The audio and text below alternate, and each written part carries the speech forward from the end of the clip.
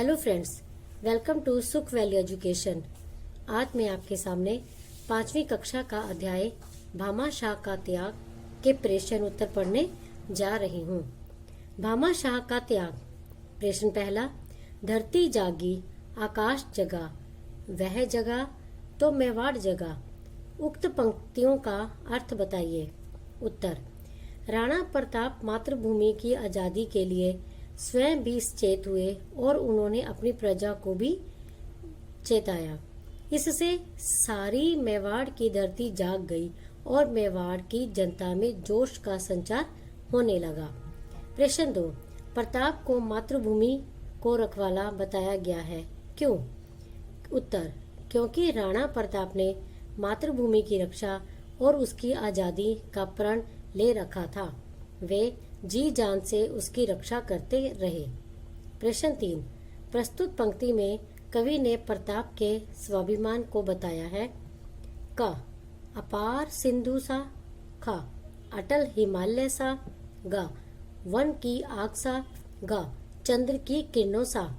तो इसका उत्तर है अटल हिमालय सा। प्रश्न 4, महाराणा प्रताप के पक्ष में था। क, सत्य। ख, असत्य। ग, प्रलोभन। घ, समझौता।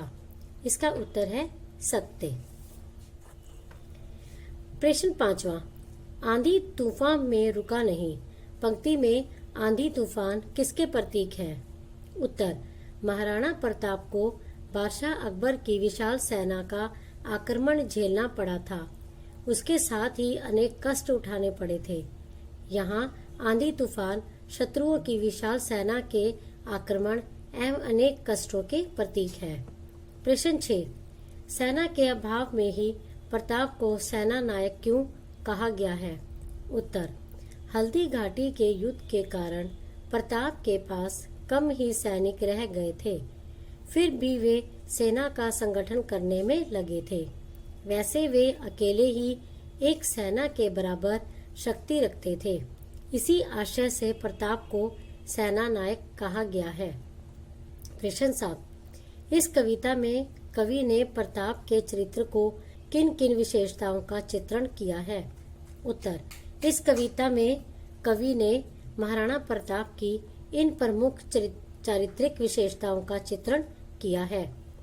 पहला, प्रताप मातृभूमि के रक्षक और आज़ादी के लिए सर्वस्व न्यौछावर करने वाले थे। दूसरा, वह अपनी आन बान पर मर मिटने वाले थे। तीसरा, स्वाभिमान। चौथा, पराक्रमी। पांचवा, मेवाड़ के सूर्य। छठा, युद्ध में प्रखर रखने वाले। सातवां, धैर्यशील। आठवां, महावर्ती और सहनशील प्रवृत्ति के थे। इस प्रकार कवि ने प्रताप के चरित्र की लगभग सभी विशेषताओं का चित्रण किया है तथा उन्हें मेवाड़ की जनता का भाग्य विधायक बनाया है।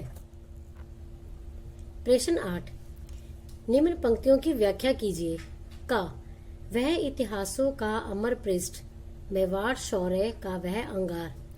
क, महाराणा प्रताप अपने शौर्य पराक्रम एवं मेवाड़ की आज़ादी के रक्षक होने से इतिहास के पृष्ठों में अमर हो गए।